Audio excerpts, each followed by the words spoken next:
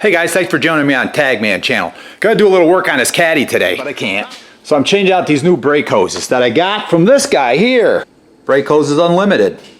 Anyway, they look like pretty decent brake hoses. He made them right up himself, I guess. I don't know. I don't know what his deal is, if it's big company or not. I think it's just a guy, which makes me happy. I like that better. So, gotta get those brake lines on. Let me show you how I put them together. So I got them laid out here. I take the old one off. Usually I wind up nipping them so I can get a fully boxed wrench on the fitting to get it off. Because you know, if you try to just use a regular wrench, lots of times they just slip and you start going to war with it. But anyway, all I'm going to do is lay these out on this table, on this bench. Try to mimic what they already have. And I'm getting pretty close. I got my little tubing bender here. It's a very simple tubing bender. I have this one too, which I can use. And I'll get it really as close as I can and throw the thing on and make it final fit. Move these little tabs over so I can bolt it back to the frame. Now, this brake line is really nice to work with. It's the copper coated stuff. A lot of guys like the stainless steel, a lot harder to work with. I guess I would do stainless if I had it, but I don't, so I'm using this. This is the old line. It's pretty much like Swiss cheese at the end. So I've gotten it pretty close, if you can see this. I've gotten them pretty close. They're not perfect. When I put them on, I'm going to have to tune them up and bend them. I just did the other one. I had to bend it, putting it in, and rebend it and reshape it. So I could bend it real easy. I'm not even putting a kink in it or nothing. It resists kinks. It's just the copper-coated stuff I get at Napa. So I've got that set. I've already got that line on. It's just a single flare. Hopefully that goes in there nice. And I'm getting ready to cut my other flare and put it on here. And then I'm going to install it. I'll probably have to bend it around when I install it, but you just can't get too panicky about that. What'll really drive me nuts is forgetting to put the flare nut on before I make my flare. But anyway, so I'll just make a flare. Perfect at it, but I usually get away with it. I got to cut this to length. I'm going with the old one. That was the end of the flare nut right there. So figure I got to go up about an inch, and I can go a little further. I'd rather be a hair long than short. It won't look quite as neat, but at least it'll not be too short. Because what do you do with too short? Once you're too short, it's just too short. So I'm going to go right about there. I think that'll do it. So I can get rid of that, make sure I'm placed in the right spot. Cut that off with a bunch of turns. It's a cheap little cutter.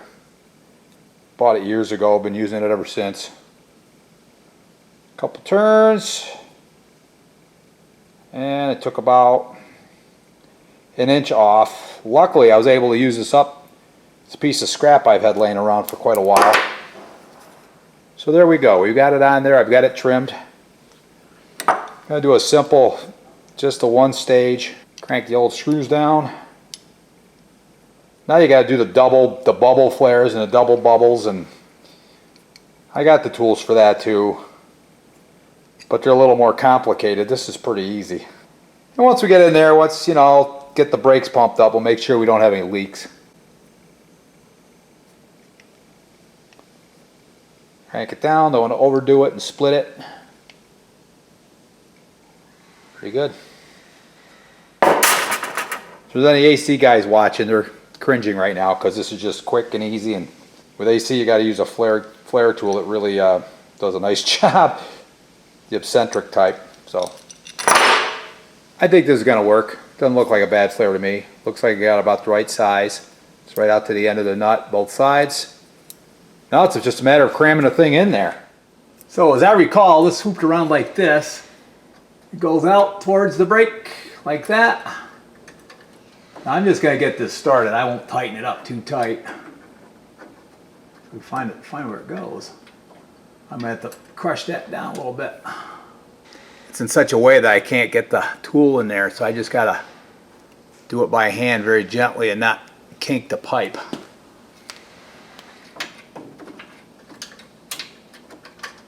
There we go. Nice, got it started. So what do we got on this end?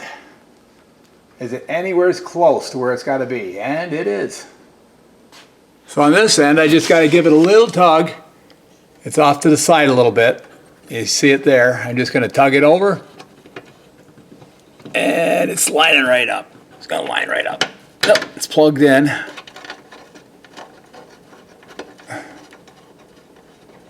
Got it started. Nice, that one's smooth. I just gotta tighten it up and go from there. I'll go to the back of the car. Want to fix the brake lines. We don't trust these at all. Where does that brake line go? It goes up in there, over, I think. Yep, I can feel it. I can feel that brake line up in there. This brake line seems fairly good. And if it's good all the way, it won't be something I have to change. That'd be good. So I'll inspect it really close and make sure, because it's way up in there. All the way. Yep, that don't look bad. This may have been changed sometime in the last couple decades. Like, share, subscribe. Thanks for watching, guys, and we'll see you on the next one.